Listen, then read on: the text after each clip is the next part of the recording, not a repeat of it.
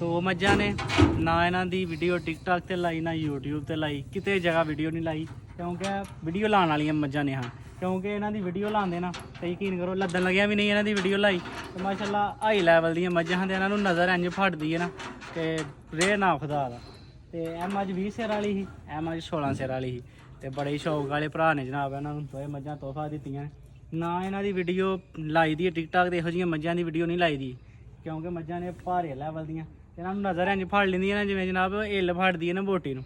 ਤੇ ਦੋਏ ਜਨਾਬ ਰਾਤ ਦੇ ਤਕਰੀਬਨ 7:30 ਦਾ ਟਾਈਮ ਹੋਇਆ, ਲੋਡ ਘਰ 'ਚ ਨਹੀਂ, ਅੱਲਾਹ ਤਾਲਾ ਨਸੀਬ ਕਰੇ ਭਰਾਵਾਂ ਨੇ।